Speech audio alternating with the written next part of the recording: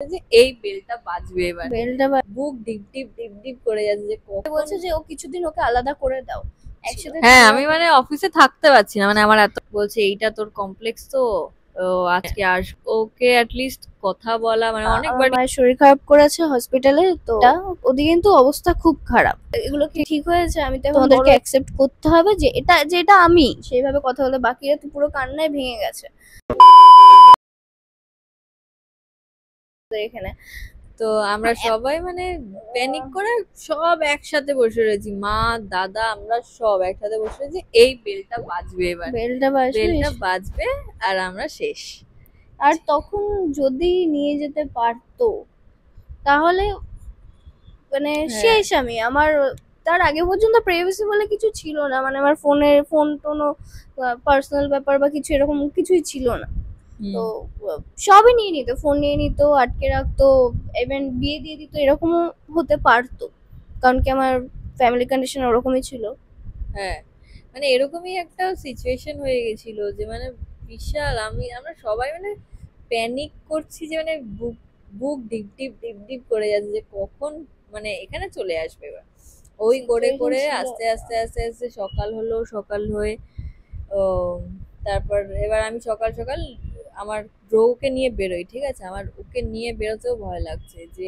ওরা হয়তো এখানেই কোথাও আশেপাশে ঘোরাফেরা করছে আমাকে দেখে নেবে আমি আর ঠান্ডা ছিল তো আমি জ্যাকেটের হুডি ফুডি দিয়ে মানে সে চোরের মতো একদম করে বেরিয়েছি কোনো মতে তাড়াতাড়ি করে ওকে ঘুরিয়ে আমি ঘরে ঢুকে এসেছি তো সেদিন তারপর কিছু হলো না সায়ানও আমাদের বাড়িতেই ছিল তারপর আমি বললাম সায়ানকে যে তুই ওকে নিয়ে তুই চলে যা তোর বাড়িতে তো এটা আমরা ডিসিশন নিলাম যে ওকে নিয়ে চলে যাক আমি আসছি আমার অফিস ছিল আমি আসছি তারপর এবার ও আর শান সকাল সকাল বেরিয়ে গেছে তাও আমার একটু রিলিফ লাগলো যে ও চলে গেছে এখান থেকে ঠিক এবার আমরা এইসবও প্ল্যান করেছিলাম যে এরপরে আমরা এখানে কোথাও একটা ফ্ল্যাট নিয়ে আলাদা থাকবো বা আমাকে আলাদা রাখবে কিছুদিন কারণ পুলিশ লয়ার বলো সবাই বলছে যে ও কিছুদিন ওকে আলাদা করে দাও একসাথে থাকা মানেই সমস্যা কিছুদিন আলাদা করে দাও আমরা এরকম অনেক কিছু প্ল্যান করে নিয়েছিলাম যে না এখানে কোথাও ইভেন দেখছিলাম আমার কাজ দেখছিলাম ডকুমেন্টস কি করে ব্যাক করবো এইসব সব কিছু দেখছিলাম যাই হোক সেদিনকে সকালবেলা বেরিয়ে গেলাম আমি রোহিণীর বিকালে আসার কথা ছিল ওখানে ছিলাম তাও মানে টেনশনের সিচুয়েশন এবার বাড়ি থেকে তো ফোন এসেই চলেছে ওর ফোনেও এসে চলেছে ওর ফোনও তখন অফ করে দিচ্ছি বাট ওই ট্রু কলারে নোটিফিকেশন আসছিল তারপরে একবার রোহিণীর ফোনে একটা মানে ও রোহিণী চলে এসছে তারপরে শায়নের ওখানে চলে গেছিল হ্যাঁ আমি মানে অফিসে থাকতে পারছি না মানে আমার এত টেনশন হচ্ছে তো আমি দুপুরে বাড়িতে এসে প্রচুর কান্নাকাটি করছি মায়ের কাছে দিয়ে মা বলছে যে ঠিক আছে কিছু হবে না অত অত ভাবতে হবে না সব ঠিক হয়ে যাবে তুই ওকে বাড়িতে দিয়ে দেখ ঠিক হয়ে যাবে সব ঠিক হয়ে যাবে এবার আমি তো ভাবছি যে আমি তো আমার দিক দিয়ে ভাবছি না যে যদি চলে যায় তখন কি হবে তো ওর বাবা মা তো তারপর তো আর মিশতেই দেবে না ওই বিকে একদিন যা মিশতে দেয় সেটাও হবে না তো আমি ওই কি কোনো মতে বাড়িতে আসলাম মায়ের সাথে একটু কথাবার্তা বলে আমি ভাবলাম যে না যাই শায়নের বাড়িতে যাই একসাথে থাকলে তাও একটু মাইন্ডটা ডাইভার্ট হবে তো এবার শায়নের বাড়িতে গিয়ে বসে আছি হঠাৎ করে ওর আরেক মামার মেসেজ আসলো আমার ফোনে ভয়েস মেসেজ এসছে হ্যাঁ ভয়েস মেসেজ এসছে তা দিয়ে আমার পাশে যে কমপ্লেক্সটায় ওরা গেছিল সেখানে ফোন করে সেখানে ফটো পাঠিয়েছে ভিডিও পাঠিয়েছে বলছে এইটা তোর কমপ্লেক্স তো আজকে আসবো পুলিশ নিয়ে এই সেই বলছে সব কি যেন আর অনেক কিছু বলেছিল যে তার আগে পর্যন্ত ভালোভাবে কথা বলছিল যেহেতু এসে ঘুরে গেছে পাইনি ওখানে হ্যাঁ না আমি তো রাগারাগি করেছি আমি কোনো কমেন্ট মানে কোনো রিপ্লাই করছিলাম না ফোন তুলছিলাম না এবার তখন ওরা রেগে গেছে যে তুই মানে ওকে অ্যাটলিস্ট কথা বলা মানে অনেকবারই আমাকে বলেছে যদি ও থাকে তাহলে কথা বলে এবার ওকে আমি বলেওছি যে তুই কথাটা বলে নে অ্যাটলিস্ট তাহলে ওদের টেনশনটা ফ্রি হবে একটু টেনশন ফ্রি হবে তো এবার ও ভয়তে আমিও বলছি বলার কথা কিন্তু আমারও ভয় লাগছে ও তো ভয় পাচ্ছে কারণ জানে কি হতে পারে তো এবার আমরা অতগুলো মেসেজ দেখার পর আমি ভাবছিলাম যে আমিও দেবো উত্তর দিয়ে শায়ন আমাকে বললো যে না এখন এমনিতেই ওরা গরম হয়ে রয়েছে তুই কোনো রিপ্লাই দিস না তুই এক কাজ কর আমরা আমার বাড়ির থেকে ওর বাড়ির থেকে অনেক না তার আগে একটা ভয়েস মেসেজ এসেছে যে আমার মায়ের শরীর খারাপ করেছে হসপিটালে তো একবার অ্যাটলিস্ট কথা বলে দিতে। তো সেই টাইমটা আমরা ডিসাইড করলাম যে না, একবার কথা বলে অ্যাটলিস্ট বলে নিই বা কিছু একটা মিউচুয়াল, হ্যাঁ। যদি পসিবল হয়, যদি মানে কোনো 90% চান্স ছিল, আমরা ভেবে রেখেছি যে না এখানে আর কিছু হবে না। তো লাস্ট কথা বলে না, ইভেন আমার ফ্রেন্ড যে দীপায়ন, বেস্ট ফ্রেন্ড আমার, সে আমাকে ফোন করে বলেছে যে আমার বাবা ওকে ভুল করে কল করে ফেলেছিল। ও আমার খুব ভালো ফ্রেন্ড, বাড়ির সবার কাছে নাম্বার আছে। এবার ওকে কেউ ধরেনি, কজ মানে ওকে বিশ্বাস করতো, তো ওকে ওকে কোনো সময় ওইসব কল যায়নি যে আমি নেই বা কিছু, বাট ও সবকিছুই জানতো। তো সেই সময় ভুল করে চলে গেছে, ভুল করে চলে গিয়ে আমার বাবাকে পেয়েছে যে বাবা কাঁদছে, মানে প্রচুর কাঁদছে, বাবা দিশাহারা হয়ে কাকে ফোন করছে, কাকে কি বলছে, বাবার কোনো হুঁশই নেই। তো দীপায়ন আমাকে বলছিল যে তুই একটু জানা, তুই একবার জানা ব্যাপারটা, ওদিকে কিন্তু অবস্থা খুব খারাপ। ঠিক আছে, তো তারপরে ডিসাইড করলাম যে না কথা বলবো, যেন লোকেশনটা না পায়। সায়নদের বাড়ি থেকে আরো অনেকটা ভেতরে গিয়ে আমরা ওখানে ফোন করব, দেখি যে কি বলে। তো শেষমেশ আমরা গেলাম, অনেকটা দূরে গেছি। এবার মানে কথা বলার ক্ষমতা নেই, গলা থেকে স্বর বেরোচ্ছে না, তাও অনেক কিছু ভেবেচিন্তে প্ল্যান করে বলেছে যে না আমাকে ওদের গলে গেলে হবে না, ওরা হয়তো আমাকে মিথ্যা কথা বলে বা বুঝিয়ে ভুলে হুম। নিয়ে যেতেই পারে, তারপরে হয়তো দেবে না কোনো সময় আর কিছু করতে। তো কি মোটামুটি প্রিপেয়ার হয়ে ফোন করলাম। ফোন করে প্রথমে তো সারা ফ্যামিলি কান্নায় ভেঙে পড়লো। মা বাবা ঠাম্মা দাদু কে না কাঁদছে, মানে ওই সিচুয়েশনটা যে আমি কি করে বোঝাবো, যে আমি আমার পুরো লাইফে ওদেরকে ওভাবে কাঁদতে দেখিনি।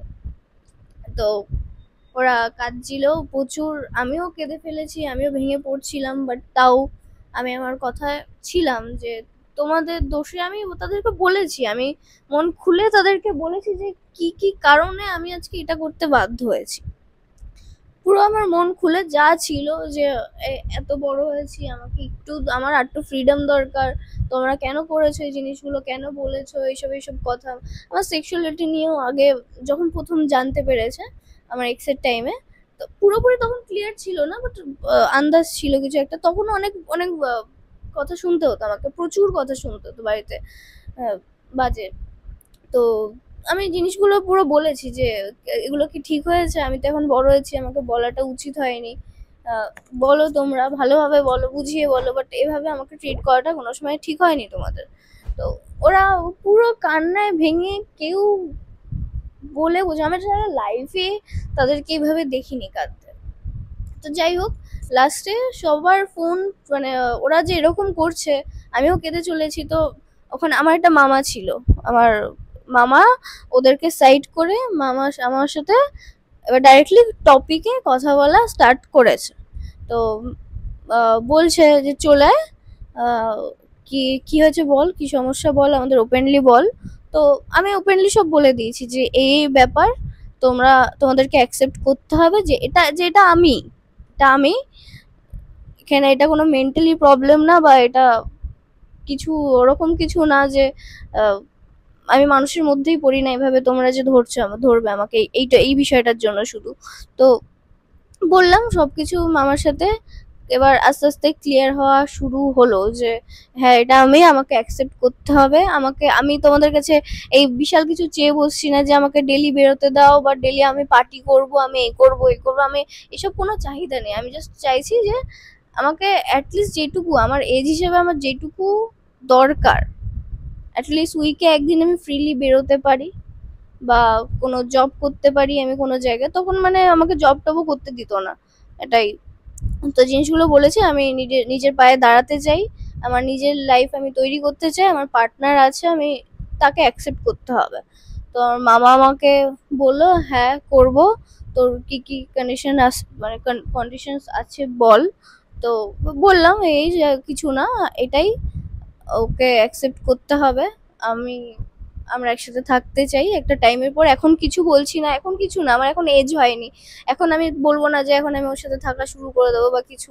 আমি আগে নিজের পায়ে দাঁড়াবো, তারপরে একটা টাইমে আমি একসাথে থাকতে চাই। বিয়ে হলেও, যদি আমি স্ট্রেট হতাম, বিয়ে হয়েও আমাকে মানে বিয়ে তো করে অন্য বাড়িতে যেতেই হতো না, তো সেই জিনিসটাই আমি ওর সাথে থাকবো, জিনিসগুলো বললাম। তো কোনো সময় আমি জীবনে ভাবিনি যে ওরা মেনে যাবে জিনিসটাতে, মানে পুরো ভাবাই যায়নি। এবার ওই জিনিসটা যদি দুদিন আগে বলতাম আমি, তো ওরা কোনো সময় বুঝতো না, কারণ কি তারা তখন ছিল রাগে। হ্যাঁ, তো তখন রাগে ক্ষোভে হ্যাঁ তুলে আনবো, নিয়ে নেবো। এবার ওরা যখন পায়নি, এত চেষ্টা করে খুঁজে খুঁজে খুঁজে, এত মানে চারিদিকে আমাদের ফোন ট্র্যাক হচ্ছে, 24 ঘন্টা ট্র্যাক হচ্ছে, যদি এই ফোন খুললেই ট্র্যাক হচ্ছে, এরকম একটা ব্যাপার। যদি সেই সময়ও হতো তাহলে এই অ্যাকসেপ্টটা আমাদের করতো না। এবার যখন ওরা খুঁজে খুঁজে পায়নি, তখন ওরা আহ, যাই হোক তারপরে অ্যাকসেপ্ট করেছে। আমি বলেছি যে এরকম আমি সপ্তাহে একদিন বেরোবো, বা মাসে একদিন আমি ওর ওর সাথে টাইম স্পেন্ড করতে চাই সারা দিনটা। এই জিনিসগুলো ভালো করে কন্ডিশন করে আমি, তারপরে কথা হলো যে তুই চলে আয়, তোর কথা মানছি, তোকে আর কেউ কিছু বলবে না। তখনও বিশ্বাস হয়ে উঠছিল না তাদের উপরে, মানে কারণ কি হঠাৎ একটা চেঞ্জ, এত কিছু অ্যাকসেপ্ট করে নেবে, আমার বিশ্বাস হচ্ছিল না সেই সময়। তাও আরো ওই কনভারসেশন পরে আরো অনেকের সাথে, বাকি মামাদের সাথে কথা বললাম, সবাই না, তারপরে আস্তে আস্তে বিশ্বাসটা করলাম যে না ঠিক আছে, যে এবার হয়তো ঠিক হতে পারে সবকিছু। তারপরের দিনই চলে আসতে বলছিল, বা পারলে সেদিনকেই চলে আয়, কারণ কি এতদিন দেখেনি আমাকে। আর আমার আম্মা দাদু মানে আমি সব থেকে ছোট বাড়ির, আর মা বাবার একমাত্র আমি, তো মানে খুবই ভালোবাসে তারা। এতদিন না দেখে থাকেই নি আমাকে। আগে মামা বাড়িতেও যেতে দিত না, আমার মামা বাড়ির কাছে মধ্যম গ্রামে, তো ওখানেও আমাকে যেতে দিত না, ওদের কাছাকাছি থাকতে হবে সবসময়, এরকম একটা ব্যাপার। তো সেখানে আমাকে 2-3 দিন, 3-4 দিন মতন ওরা আমাকে পাচ্ছে না, ওরা বলছে তো তখনই চলে আয়। তো তখনই আমরা বলিনি, আমরা ফোনটা কেটে সবার সাথে কথা বলে বুঝিয়ে, মানে তখন মামারা একমাত্র ঠিকঠাক সিচুয়েশনে ছিল যে সেইভাবে কথা বলে, বাকিরা তো পুরো কান্নায় ভেঙে গেছে। তো তাদেরকে বোঝালাম হ্যাঁ আমি আসবো, আমি আসবো, তোমরা টেনশন করো না। বুঝিয়ে টুঝিয়ে আমরা ভাবনা চিন্তা করলাম, সবাই কথাবার্তা বললাম। তারপরের দিন আমাদের যাওয়া হয়নি, তোমার অফিস ছিল। নেক্সট তুমি বলো। কি কি যেন? তারপরের দিন দিতে গেলে তুমি। হ্যাঁ, তারপর দিন কি তারপর দিন তারপর দিন হয়নি। হ্যাঁ, তারপরের দিন ও হয়নি। ওকে অ্যাকচুয়ালি ওর মামারা বলছিল যে তুই ঠিক আছে, তারপর বললো যে তুই টাইম নে। ওর এক যে মামা কথা বলছিল ওটা, সে বললো যে ঠিক আছে তুই টাইম নে, অ্যাটলিস্ট একটা সানডে কিছু ওর একটা ইনজেকশন নেওয়ার ছিল, হুম। ভ্যাকসিন না কিছু একটা ছিল। তো বললো যে অ্যাটলিস্ট তুই ওটার আগে চলে আয় আমার মানে বাড়িতে। তার ঠিক আছে। এবার আমার সাথে অনেকক্ষণ কথা বললো, অনেকক্ষণ কথা বললো মামা। আমাকে বললো যে এই সেই অনেক কিছু কথা হলো। তারপর ওকে আমি 2 দিন পরে গেছি। একদিন পরে। একদিন পরে, হ্যাঁ একদিন পরে ওকে আমি গেছিলাম এবার আমি ডিরেক্ট বাড়ি যেতে ভয় পাচ্ছিলাম, মানে কিরকম আছে ওরা, ভয় পাচ্ছিলাম মতো সেটা না, আমার খারাপ লাগছিল এত বড় একটা স্টেপ নিয়ে নিয়েছি, আর ওদেরকে যেই অবস্থায় দেখেছি, মানে গিল্ট হচ্ছিল, খারাপ লাগছিল, খুবই বাজে লাগছিল যে কেন করলাম, কেন করলাম ব্যাপারটা, তো বাড়িতে যেতে পারছিলাম না, খুবই বাজে লাগছিল। তো মামা বললো তুই আগে আমাদের এখানে আয়, তারপরে আমরা সবাই মিলে যাবো ওখানে। হুম। তো রোহিণী আমাকে দিতে গেছিল, সেই সময় রোহিণী আর সায়ন মিলে মামা বাড়িতে গেছিলাম। আমার তো তখনও ভয় লাগছিল। হ্যাঁ, আমার তো সবারই ভয় লাগছিল, মনে হচ্ছিল এই ডেকে নিয়ে আমাদেরকে মানে আটকে দেবে। আটকে দেবে। আমি আর শান ভয় ভয় যাচ্ছি বিশাল, যে আমাদেরকে আজকে কেলি ফেলি দেবে। ঠিক আছে। তারপর গিয়েছিলাম, গিয়ে ওর মামার সাথে আমরা তো এক্সপেক্ট করছিলাম যে অন্য কিছু, মানে কিছু একটা হবে, মানে বলছি না ভয় ভয় গেছি। হ্যাঁ, দিয়ে সব নর্মাল। মামা খুব সুন্দর করে কথা বললো, ও দিদা আমাদেরকে অনেক কিছু খাওয়ালো। ওই দিন লক্ষ্মী কি একটা পুজো ছিল। কার্তিক পুজো মনে হয়। হ্যাঁ মনে হয় কার্তিক পুজো, কিছু একটা পুজো কি ছিল একটা পুজো ছিল ওর বাড়িতে। তো ওর মা দিদা বাড়িতে। আমাকে খাওয়ালো, অনেক আমাদের অনেক কিছু খাওয়ালো এনে। তারপর মামার সাথে অনেকক্ষণ কথা বললো। মামা আবার ডিরেক্ট জিজ্ঞেস করছে তোরা বিয়ে কবে করবি। আর আমি ভাবছি যে আমি কি বলবো, কারণ আমাদের তখন কতদিন হয়েছিল, অত তো প্ল্যানও হয়নি। ওরকম হ্যাঁ, নর্মালি বলতাম হ্যাঁ বিয়ে করব বিয়ে করব। তো আমি বলছি হ্যাঁ করবো করবো করবো ঠিকই। মামা মানে অনেক কিছু, তারপর কথা হলো হয়েছে। তারপর ঠিক হয়ে গেছিল অনেক হ্যাঁ তারপর ওকে সবকিছু। ছেড়ে ঠেড়ে দিয়ে ও আবার ওখানেই আমরা ছেড়ে গেল। এবার সেদিনকে বাড়ি যাওয়ার কথা ছিল না, হ্যাঁ তো তাও ভাবলাম যে না যাই, বারবার ফোন করছে আমার দাদু যে চলে আসো চলে আসো। তো গেলাম। বাপরে বাপ, মানে ঘরে ঢোকার সাথে সাথে আমার মানে মা বাবার সাথে, মানে আমারও যাই হোক মা বাবার সাথে ওরকম যে আমি ওরকম ইমোশনালটা কোনোদিনও ফিল করিনি যে জড়িয়ে ধরে কান্না করবো বা শেয়ার করবো, এই জিনিসগুলো কোনোদিনও হয়নি। বাট সেদিনকে গিয়ে ঘরে ঢুকে যে আমি বসলাম চেয়ারে, দেখি মা কান্না করছে বসে বসে। তারপরে বাবা আসলো বাড়িতে, আমাদু ছিল না, আমাদু কোথাও গেছিল, আসলো বাবা আসলো, সবাই জড়িয়ে কান্না করছে। সে কি কান্না, আমিও কান্না করছি।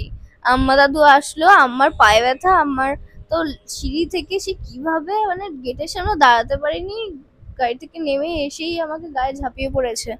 সেই বিশাল কান্নাকাটি, বিশাল। তো তারপরে আস্তে আস্তে নর্মাল হলো, সবাই বুঝলো। আমার বয়স হয়ে গেছে, তারা যতটা পেরেছে বুঝেছে, ঠিক আছে, যতটা পেরেছে বোঝার চেষ্টা করেছে। ওই টুকটাক জিজ্ঞাসা করতো। এবার ওদেরকে অতটা বোঝানোর মানে কি বলবো, লজ্জাও পাচ্ছিলাম ডিরেক্টলি জিনিসগুলো বলতে। আর মাকে বাবাকে মামারাও খুব বুঝিয়েছে এই বিষয়গুলো, মা বাবার কোনো আইডিয়া ছিল না। আর যেরকম হয় ওদের মাথার প্রবলেম বা কিছু একটা এরকমই ভাবতো। তো মা, তারপর আমার কিছু দিদিরা, আরো আত্মীয় যারা যারা এর মধ্যে ছিল, আমার জামাইবাবু দিদি, তারা মা বাবাকে বুঝিয়েছিল সেই টাইমটা যে না এগুলো নর্মাল, এরকম হয়। হ্যাঁ এবার ওরা অনেক ভিডিও টিডিও দেখিয়েছিল হ্যাঁ ওদেরকে, ভিডিও দেখিয়েছিল। প্রাইডের এইসব অনেক কিছু ভিডিও টিডিও দেখিয়ে হুম। ওদেরকে অনেক বুঝিয়েছে, তো ওরাও বুঝেছিল। হ্যাঁ, চেষ্টা করেছিল চেষ্টা অনেক করেছে, দূর। হ্যাঁ তো চেষ্টা করেছে বলেই হয়তো এখন ওকে এতটা ছাড় দেয়। হ্যাঁ, এবার যাই হোক, জিনিসগুলো এভাবেই নর্মাল হচ্ছে। তখনও মানে অতটাও নর্মাল হয়নি, ওরা চেষ্টা করছে। বাট আস্তে আস্তে আস্তে আস্তে যখন এখন ওর সাথে এত মেশামেশি, যায় মাসে একবার আসছি, বা ওর সাথে টুকটাক কথা হয়েছে কারোর, ওকে ওকে তো খুবই বিশ্বাস করে এখন বাড়ি থেকে, ওকে বেশ বিশ্বাস করে যে না ঠিক আছে মেয়েটা ভালো। পছন্দ করে ওকে, বলে না ডিরেক্টলি বাট বোঝা যায়। তো এখন বেশ নর্মাল হয়েছে। এখন মাঝে মাঝে ডিরেক্টলি কথা হয় যে কোথায়, বাবা জিজ্ঞাসা করে যে আমি বলি বাবাকে যে বাবা যাব এই শনিবার, অফিসের পরে যাই আবার চলে আসবো সোমবার। বলছি কোথায় যাচ্ছ, রোহিণীর বাড়ি যাচ্ছ? হ্যাঁ ওখানে যাচ্ছি। আর কোথাও যাইও না, আমার কোনো ফ্রেন্ড নেই, কোনো আড্ডা নেই, কোথাও আড্ডা মারি না। তো এই এক জায়গায় মাসে একবার করে আসতে পারি, আর উইকলি দেখা হয়। এখন অফিস তো কাছাকাছি, তো ওখানেও মাঝে মাঝে দেখা হয়। তো এই হলো স্টোরি। না ভাবতে পারিনি যে ওই সিচুয়েশন থেকে আমরা এই সিচুয়েশনে চলে আসবো, এরকম ঘুরছি ফিরছি একসাথে আছি। হ্যাঁ এবার ঘুরতেও যাচ্ছি। ঘুরতে মানে মানে কি করে বোঝাবো, এগুলো আমার সারা মানে ড্রিম ছিল। আমি ভাবতাম যে মানে 10-15 বছর এখন আমাকে মানে ওয়েট করতে হবে এই জিনিসগুলো এক্সপিরিয়েন্স করার জন্য। কি করে বলবো। হ্যাঁ,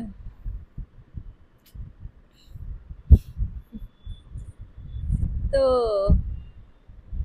এটাই, বাট এই স্টোরিটাতে কেউ ইনফ্লুয়েন্সড হয় না। হ্যাঁ, না, একদমই না। আমরা আমাদের খুব, চেঞ্জ হয়েছে মানে সবার চেঞ্জ হয়ে হ্যাঁ, যাবে, অ্যাকসেপ্ট এটা করে আমরা নেবে এটা না। আমরা কোনো ভালো কাজ করিনি, আমরা কোনো ভালো খুবই কাজ, খুবই বাজে রিগ্রেট কাজ আছে করেছি। জিনিসটার জন্য। সেই সময় শরীর খারাপ হয়ে যেতে পারতো, কারো হ্যাঁ সিরিয়াস কিছু হয়ে যেতে পারতো। এটার জন্য সত্যি রিগ্রেট আছে আমাদের। হ্যাঁ চেঞ্জ হয়েছে, ভালো আছি, ঠিক আছে, বাট আমরা এই জিনিসটার রিগ্রেট আছে যে করেছি, হ্যাঁ কষ্ট দিয়েছি বড়দেরকে, বয়স হয়েছে তাদেরকে, ঠিক হয়নি জিনিসটা। হ্যাঁ। মানে দুই ফ্যামিলির দিকেই প্রচন্ড টেনশন ছিল। আমার ফ্যামিলির দিকে তাও কি, মানে আমি তো মায়ের সাথেই রয়েছি, হুম, কিন্তু ওর ফ্যামিলিতে ভাবো মানে ওর ওই একমাত্র মেয়ে, সে চলে এসছে এরকম, তাকে নিয়ে মানে ওটাই মানে খুবই টেনশনের ব্যাপারটা ছিল। এবার এটা হয়তো কারোর ইয়েও হতে পারে, তোমাদের ধরো পালিয়ে গেলে তারপর সে তো মানে আরো একটা বাজে সিচুয়েশন হতেই পারে। আমাদের হয়ে গেছে, অ্যাকসেপ্ট করে নিয়েছে, তার মানে তো না সবার হয়ে যাবে। এটাই। এটা মানে বাই চান্স হয়ে গেছে, এটা আমরা ভাবিও নি হবে। তো এটাতে প্লিজ ইনফ্লুয়েন্স হয়েও না কেউ। অনেকে জিজ্ঞেস করো যে তোমরা কি করে এরকম মানে ঘুরে বেড়াচ্ছ কি, আমাদেরকেও সাজেশন দাও। সাজেস্ট দাও। তো আমরা এটা কখনোই সাজেস্ট করব না, কখনোই না। এটা মানে খুবই বাজে ডিসিশন আমাদের, সব ওটাই। থেকে বাজে ডিসিশন এটা। আর সব থেকে ভালো হয়েছে হ্যাঁ, হয়তো, লাইফ হ্যাঁ মানে চেঞ্জিং। তো খুবই মানে এটা নিয়ে, তো এটা প্লিজ করো না, আর কিছুই না। নিজের মানে বাবা মাকে এত ভাবে টেনশন দেওয়া, ঠিক হয় না। সত্যি আমরা মানে একটা হিট অফ দ্য মোমেন্টে এইটা নিয়ে এই ডিসিশনটা নিয়ে ফেলেছিলাম, বাট করা উচিত সময় না। দাও, নিজের পায়ে দাঁড়াও সবাই, দেখবে হ্যাঁ, আস্তে আস্তে ঠিক হয়ে যাবে। আর ঠিক না হলেও কোনো না কোনো রাস্তা বেরিয়ে যাবে। হ্যাঁ, অনেক অনেক ওয়ে আছে, এটা নয়। হুম, এবার অনেকের ফ্যামিলিতে অনেক চাপ থাকে, সেটা তাদের ব্যাপার, কিন্তু যাই হোক আমাদের থেকে ইনফ্লুয়েন্স হয়েও না, ব্যাস। চাপটা তো ধর আমারও ছিল হ্যাঁ, সেরকমই।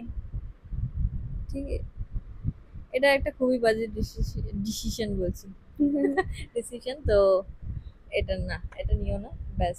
বাকি এই হচ্ছে আমাদের লাভ স্টোরির পার্ট 2, আর তো এটাই এন্ড। এখন আমরা খুব ভালো আছি, ভালোভাবে ঘুরছি, আশা করছি একসাথে এরকমই থাকবো। থাকছি মাঝে মাঝে।